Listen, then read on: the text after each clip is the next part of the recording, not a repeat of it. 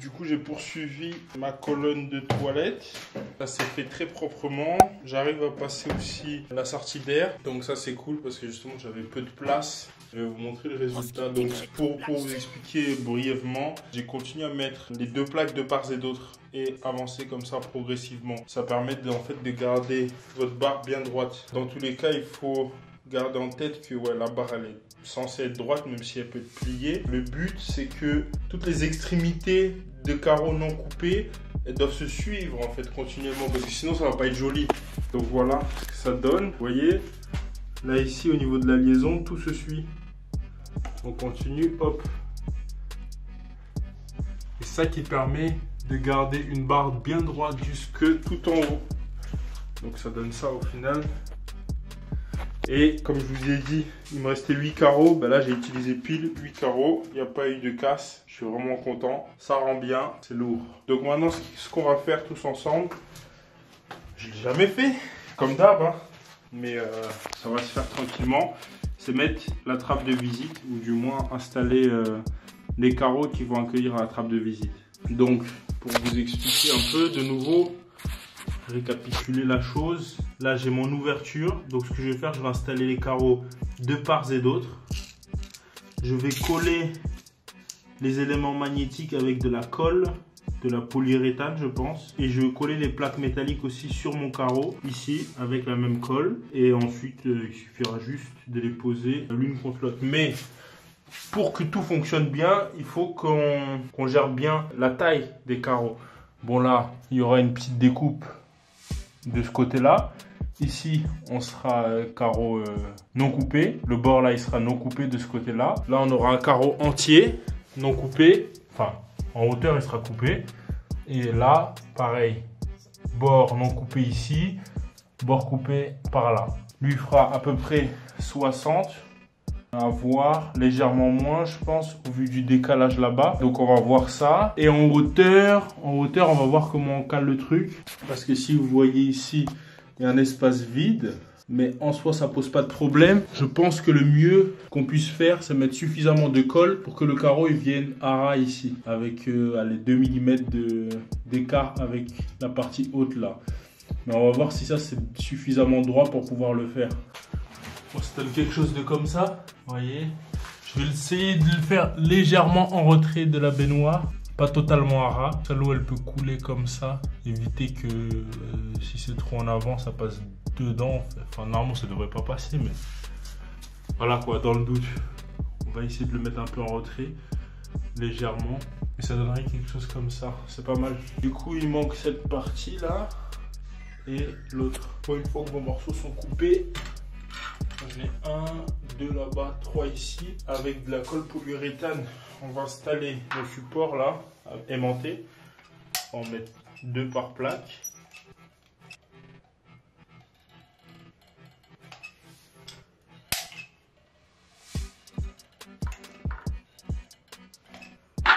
Hop là. On va le mettre comme ça. Hein. On va le faire un peu dépasser.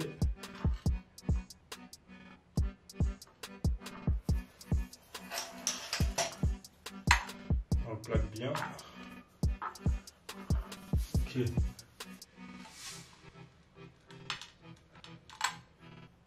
Donc vous voyez l'aimant vers l'extérieur bien sûr.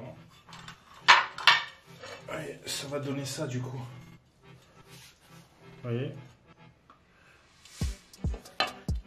Pareil sur l'autre plaque.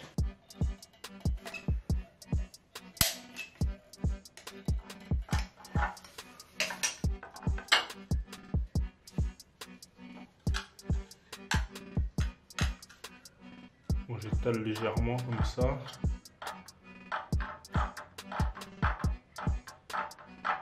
Maintenant, sur notre trappe de visite, qui est ici, on va faire la même chose.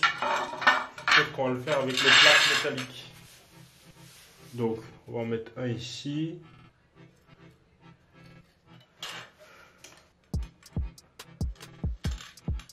On le met au bord, par contre, celui-ci. Deuxième là.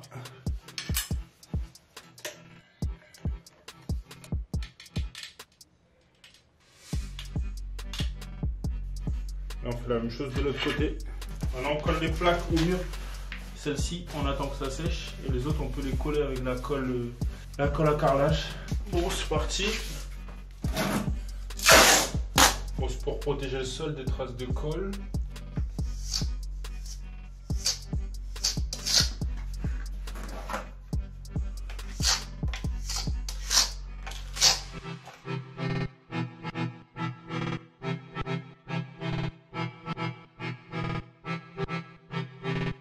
Un léger double encollage, juste histoire de.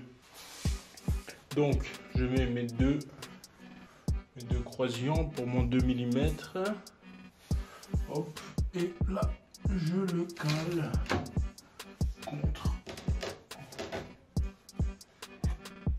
Il y a de la colle là au-dessus.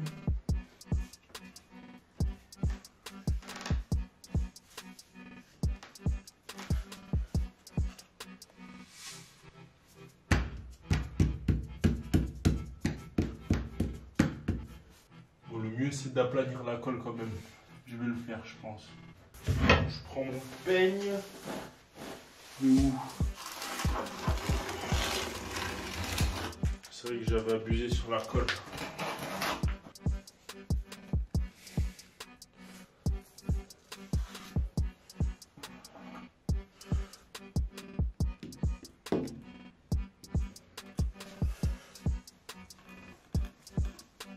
Voilà, c'est mieux.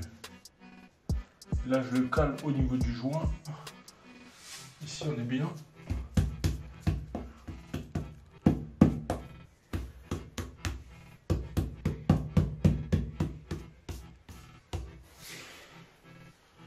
Ça donne ça. Ou le maillet.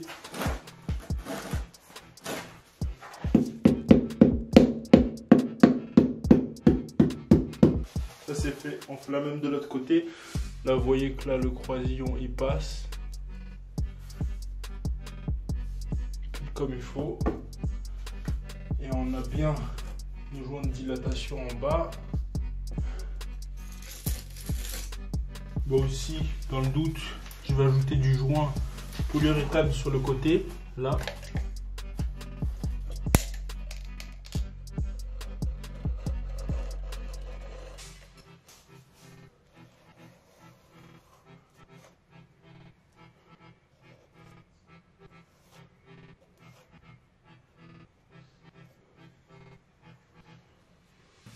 On va le faire là. On va le faire de l'autre côté aussi.